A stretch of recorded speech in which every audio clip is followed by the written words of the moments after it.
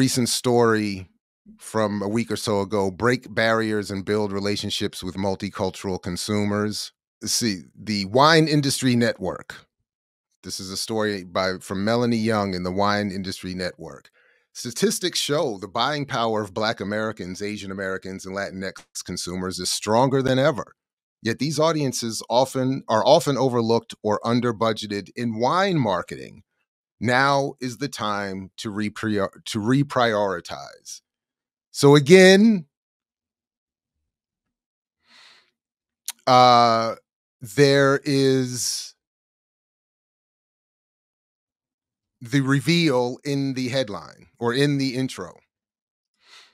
And that is that buying power is not about the economic condition of Black people or any other community. It has nothing to do with income. It has nothing to do with wealth. It is an advertising marketing phrase.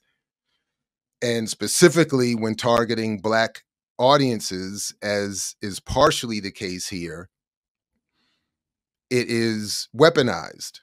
So buying power as a concept is applied to any number of communities, municipalities, nations, businesses, etc.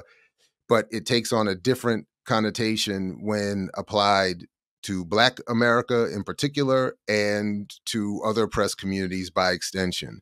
So here again, this is it's about marketing wine, okay?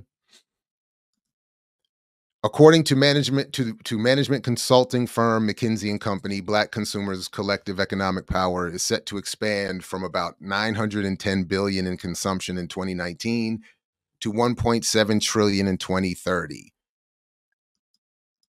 Without taking the time now, the report that they link to here is one, that I've covered here repeatedly. And as I will make sure to link in the show description here, we even have a McKinsey whistleblower who contacted me to corroborate my claims about what McKinsey is doing and how best to interpret their reporting. And again, McKinsey, much like their forebears in this industry, Selig, Nielsen, and Selig and the Selig Center and Nielsen, they are here to help companies market their products and to target their ad revenue more effectively. So it is not about assessing the actual economic condition of Black people, okay? Right in the next paragraph, the buying power of the U.S. Latinx population was predicted to exceed $1.9 trillion in 2023, according to a 2021 Nielsen report.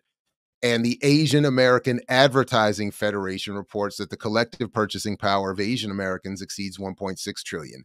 At least in this context, I haven't done too much research into this group yet, but at least in this context, the Asian American Advertising Federation is more honest when relating what they're doing to their audience.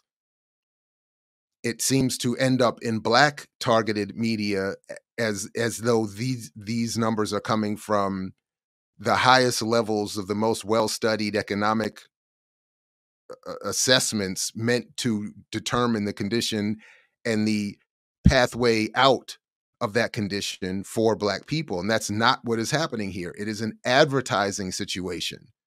So these figures are, as I keep repeating in their own documents, are, quote, estimates and, quote, projections based on surveys done on how certain numbers of consumers within certain communities spend what they spend on. It is extrapolated into some argument that Black people and others have some sort of power that is simply not true. Just a little bit more here. If you want people to believe in your brand, demonstrate that your brand stands for what they believe in, not what you believe in. Whoops. Just like any good propaganda or counterinsurgency, target and manipulate the symbols important to the communities you are targeting. So support Black History Month in February, Asian American Pacific Islander Heritage Month in May, and National Hispanic American Heritage Month from September to October. But don't stop there. Create thoughtful wine and food pairings and events that honor culture and cuisine. So as we go back to, if we remember how Nielsen will talk about the conscious consumer and targeting, just symbolically referencing something black, that's the way in. In McKinsey's May 22 report, again, I'll put some links in the show description to previous discussions of all these reports, but primarily I'm going to put the link into where the McKinsey whistleblower contacts me, and we can go. You can review that video if you like. But where these reports are revealed for what they are, which again are what I'm saying they are. They're not meant to help Black people understand their economic condition at all.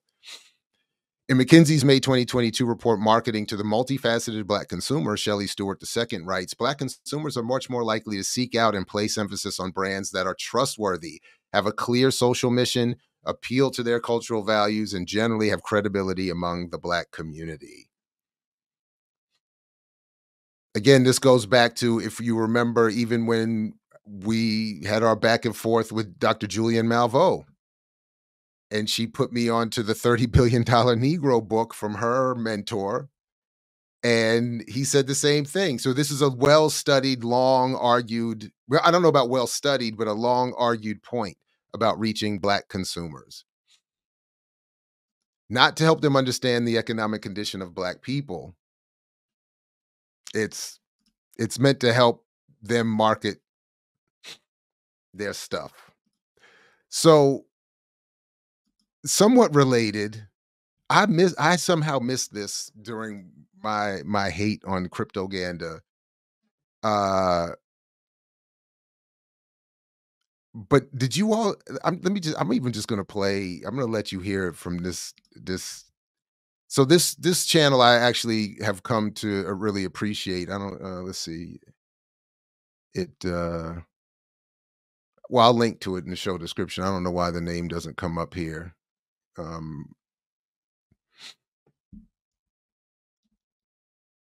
Patrick Boyle. But Wanted to learn early just check this. This year from court documents that Snoop Dogg was paid around $1 million to perform as a bored ape at the MTV Video Music Awards in 2022.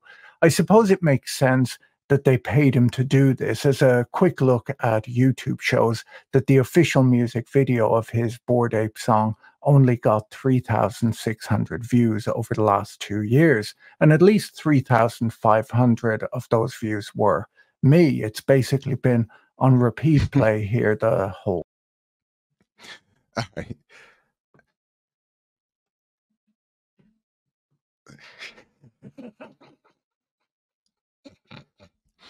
I had no idea. I had no idea. That is it's not quite as bad as the Roots as a backup band for Jimmy Fallon, just given that the Roots have, Snoop had never hit the political and cultural sort of heights, by my estimation, that the Roots had. But damn, that is terrible.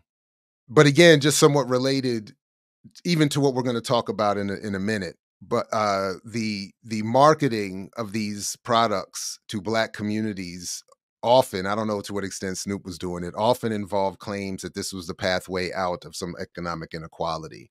Whether it's a rapper, because remember we talked about Tory Lanez doing this, Nas doing a version of this, selling NFTs. Whether it's a rapper, whether it's a scholar or a journalist or a podcaster, it is really blackface to very white corporate conservative financial devices.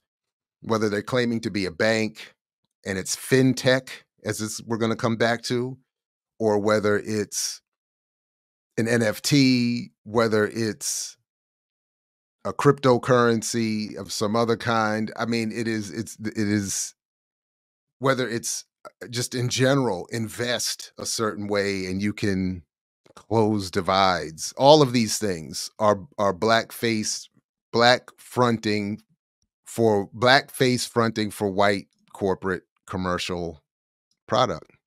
None of which is meant to actually explain to anyone how any of this works. So I mix what I like, what I like, what I like, what I like, what I like.